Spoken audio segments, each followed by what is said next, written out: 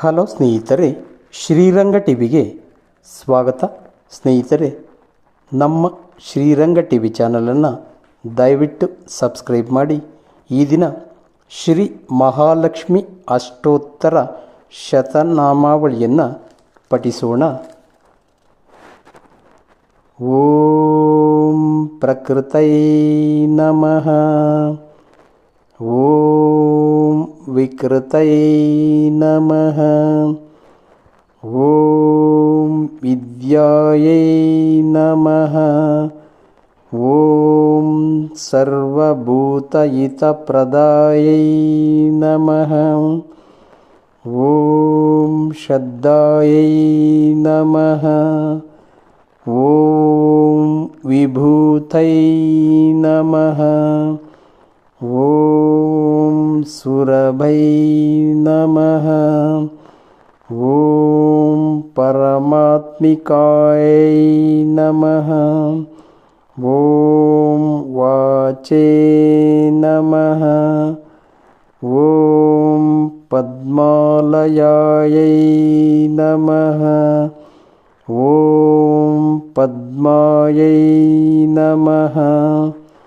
ಓಂ ಶುಚಯೇ ನಮಃ.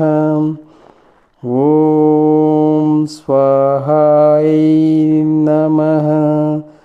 ಓಂ ಸ್ವದಾಯೈ ನಮಃ. ಓಂ ಸುದಾಯೈ ನಮಃ. ಓಂ ಧನ್ಯಾಯೈ ನಮಃ. ಓಂ ಹಿರಣ್ಮಯಾಯೈ ನಮಃ. ಓಂ ಲಕ್ಷ್ಮೈ ನಮಃ. ಓಂ ನಿತ್ಯಪುಷ್ಪಾಯೈ ನಮಃ. ಓಂ ವಿಭಾವರೈ ನಮಃ. ಓಂ ಆದಿತ್ಯೈ ನಮಃ. ಓಂ ದಿತ್ಯೈ ನಮಃ. ಓಂ ದೀಪ್ತಾಯೈ ನಮಃ. ಓಂ ವಸುದಾಯೈ ನಮಃ. ಓಂ ವಸುಧಾರಿಣೈ ನಮಃ. ಓಂ ಕಮಲಾಯೈ ನಮಃ. ಓಂ ಕಾಂತಾಯೈ ನಮಃ. ಓಂ ಕಾಮಾಕ್ಷೈ ನಮಃ. ಓಂ ಕಮಲಸಂಭವಾಯೈ ನಮಃ. ಓಂ ಅನುಗ್ರಹಪ್ರದಾಯೈ ನಮಃ. ಓಂ ಬುದ್ಧಯೇ ನಮಃ. ಓಂ ಅನಗಾಯೈ ನಮಃ. ಓಂ ಹರಿವಲ್ಲಭಾಯೈ ನಮಃ. ಓಂ ಅಶೋಕಾಯೈ ನಮಃ. ಓಂ ಅಮೃತಾಯೈ ನಮಃ. ಓಂ ದೀಪ್ತಾಯೈ ನಮಃ. ಓಂ ಲೋಕಶೋಕವಿನಾಶಿನೈ ನಮಃ. ಓಂ ಧರ್ಮನಿಲಯಾಯೈ ನಮಃ. ಓಂ ಕರುಣಾಯೈ ನಮಃ. ಓಂ ಲೋಕಮಾತ್ರೇ ನಮಃ. ಓಂ ಪದ್ಮಪ್ರಿಯಾಯೈ ನಮಃ. ಓಂ ಪದ್ಮಹಸ್ತಾಯೈ ನಮಃ. ಓಂ ಪದ್ಮಾಕ್ಷೈ ನಮಃ. ಓಂ ಪದ್ಮಸುಂದರೈ ನಮಃ. ಓಂ ಪದ್ಮೋದ್ಭವಾಯೈ ನಮಃ. ಓಂ ಪದ್ಮಮುಖೈ ನಮಃ. ಓಂ ಪದ್ಮನಾಭಪ್ರಿಯಾಯೈ ನಮಃ. ಓಂ ರಮಾಯೈ ನಮಃ. ಓಂ ಪದ್ಮಮಾಲಾಧರಾಯೈ ನಮಃ. ಓಂ ದೇವೈ ನಮಃ. ಓಂ ಪದ್ಮಿನೈ ನಮಃ. ॐ पद्मगन्धिनै नमः। ॐ पुण्यगन्धायै नमः। ॐ सुप्रसन्नायै नमः। ॐ प्रसादाभिमुखै नमः। ॐ प्रभायै नमः। ॐ चन्द्रवदनायै नमः। ॐ चन्द्रायै नमः। ॐ चन्द्रसहोदरै नमः। ॐ चतुर्भुजायै नमः। ॐ चन्द्ररूपायै नमः। ॐ इन्दिरायै नमः। ॐ इन्दुशीलायै नमः। ॐ आह्लादजननै नमः। ॐ पुष्टै नमः। ॐ शिवायै नमः। ॐ शिवकरै नमः। ॐ सत्यै नमः।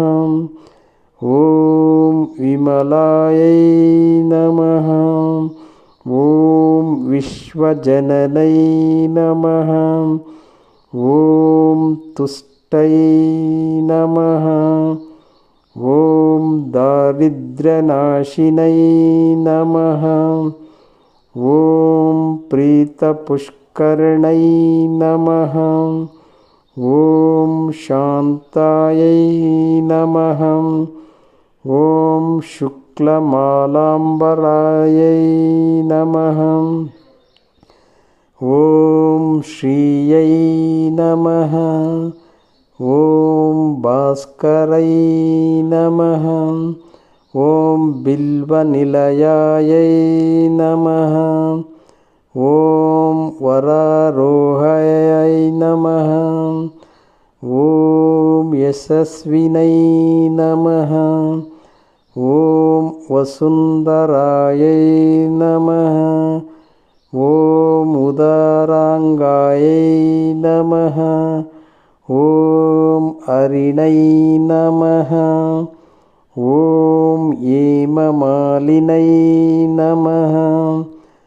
ॐ धनधान्यकरै नमः।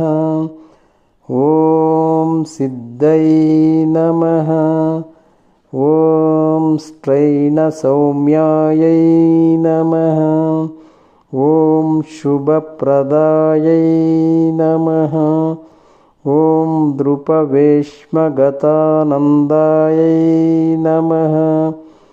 ॐ वरलक्ष्मै नमः। ॐ वसुप्रदायै नमः। ॐ शुभायै नमः। ॐ हिरण्यप्राकारै नमः। ॐ समुद्रतनयायै नमः। ॐ जयायै नमः। ॐ मङ्गलायै नमः। ॐ विष्णुवक्षस्थलस्थितायै नमः। ॐ विष्णुपत्न्यै नमः। ॐ प्रसन्नाक्षै नमः। ॐ नारायणसमाश्रितायै नमः। ॐ दारिद्र्यध्वंसिनै नमः। ॐ देवै नमः। ॐ सर्वोपद्रवनिवारिणै नमः। ॐ नवदुर्गायै नमः। ॐ महाकालै नमः। ॐ ब्रह्मविष्णुशिवात्मिकायै नमः। ॐ त्रिकालज्ञानसम्पन्नायै नमः। ॐ भुवनेश्वरै नमः। इति ಶ್ರೀ ಲಕ್ಷ್ಮಿ ಅಷ್ಟೋತ್ತರ-ಶತನಾಮಾವಳಿ. ಧನ್ಯವಾದಗಳು ಸ್ನೇಹಿತರೆ.